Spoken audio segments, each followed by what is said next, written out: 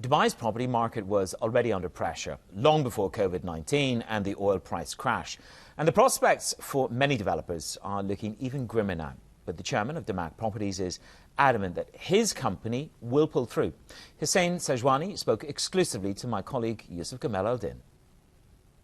This crisis, in my view, it's one of the biggest crises mankind is facing. And the challenges are enormous.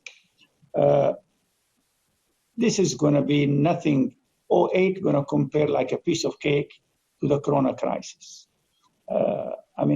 Leave apart from Dubai, this is something very global and it's very severe. Some health organizations are expecting in a second round, we could see 1 billion people infected. Just think of, even if it's 100 million. I give you one example. In Japan, out of 4 ambulances, only 1 reaches the hospital barely on time, and the other 3 have to wait 9 hours.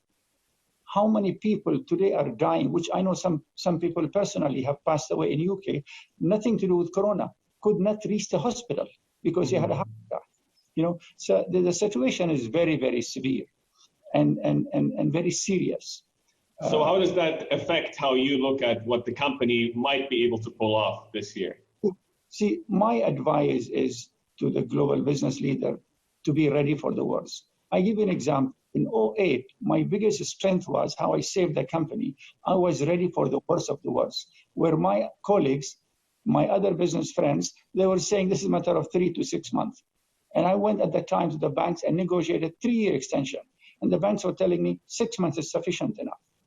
Today, in DAMAC, with alhamdulillah, with God's grace, we've been ready much earlier. In '18 and '17 December, I saw that the market going to soften. And as you know, last year in October, I told you the market is in a difficult shape and we need to stop the supply.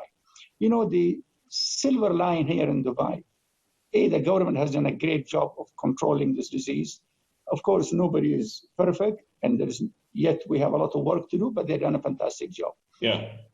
We in DAMAC, few things which we did in the last 2 years. Number one, we did not do any launches, only 1 launch last year for a small building, and even the year before.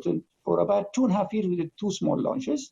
Number 2, which is the most important thing, we did not give payment plans at 5% upfront, 5 years extension. And we were very strict on that. And I remember the same thing in '07, which saved us. In '07, a lot of developers giving 5%. Yeah. And if I can just interject here, you're saying you're taking the steps proactively. You've been critical in the past of the real estate management committee that is looking to trim down the supply a little bit. Has the committee lived up to your expectations in the last 3 months? And are your competitors finally doing their bit to contribute in terms of cutting back on projects? To answer you frankly, today my competitors are forced to. They have no choice because their receivables is going to be huge. I understand already some of them frozen or halted some projects and they're going to cancel some projects. So I don't think by any logic when they're canceling projects, they're going to be doing new launches. So today they have no choice and they have to manage their, of course, everybody has to manage their cash flow. So if there is any silver line in the subject, I don't think there are going to be any more launches. If the launch is going to stop, most of the 20, most of the 21, I think in October 21, when the expo starts, we could see market start changing in a positive view. Today, I think it's a great opportunity to buy because products are selling in secondary market below the replacement cost. And actually, there are people who are coming and looking for a bargain. And I get messages from my management, okay, sometime for a ridiculous price, sometime for a price that we can negotiate. So we're still selling at a much lower price. In DAMAC, we're going to suffer this year from the P&L point of view, but our cash flow is sufficient and we're taking enough measures to weather the crisis. The coronavirus has reshuffled quite a few capital trends in terms of flows, but also generally movement of people and goods around the world. What are you seeing in terms of changes when it comes to your buyers? You're saying there's a lot of appetite. People are still coming up and looking for good deals. Is it still the same crowd that's coming to DAMAC from China, for example? We don't have a lot of Chinese, but we have customers around the world. And yes, as I said, I see a lot of customers coming looking for a bargain. There's money around the world, and especially in the third world countries, in that 1% or 2% wealthy people, and they're looking for a bargain, and they're coming and looking for that. So are you selling any assets at all, planning to dispose of any of your, let's say, valuable portions of your portfolio to safeguard liquidity and ongoing obligations? No. As I said, alhamdulillah, we are not under any pressure. We are not canceling a single project because most of our projects are 60% and more. We continue. We have enough money in the escrow to build the whole our entire project without any delay. We are focusing on the cash, on the collection. Yes, we're giving some discounts and some incentives for people who are willing to pay, let's say, ahead of time or on time. That's the thing we have done for the customers. But for the new sales, we have reduced prices to 5 to 10% in certain areas, but we're not reducing more than that. The folks at Standard & Poor's put out a report saying that Dubai property prices are going to retest the lows that we saw 10 years ago. Moody's put a note out as well just in the last 24 hours warning that the imminent impact of the coronavirus in terms of economic activity. What would you tell the leadership in the United Arab Emirates about what else can be done? I know they were working very hard to improve the demand, which was very important because you don't look at one side of the supply.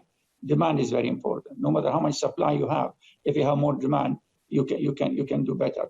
I think in 2020 going to be difficult. I don't think the subject of Corona going to disappear in a month or two. So everybody going to suffer in 2020. Let's take it. But I think they're going to put a lot of plans, and they're working a lot of plans for 2021 from expo point of view, increasing the tourism and creating more demand. And that's very important. Supply is happening what happened, and I don't think it will happen anymore. So supply already going to be halted. Now we need to push the demand. That was my co-host, Yusuf Gamal Al-Din, with Mr. Sejwani there of DAMAC. Carla Slim is the Standard Chartered economist for the MENA region, Turkey and Pakistan. She's been listening in to that interview. 2008 was a piece of cake compared to the coronavirus. What is your take, Carla, at the moment? That's somebody at the front end of business. So if we look at the economics of 2008 and now, just look at the US data yesterday. How bad is it going to get now for us in our region? Good morning, Manish. In terms of our growth forecast, yes, I would agree with the comments that were made. We are assuming a similar decline to the recession that we've seen in 2009, in the sense that we started the year with a growth forecast for the UAE of 2%, and we've now downgraded it to a contraction of 4.6%, which is a similar sort of delta to what we had seen between 2008 and 2009 for the UAE. Are you leaning on conventional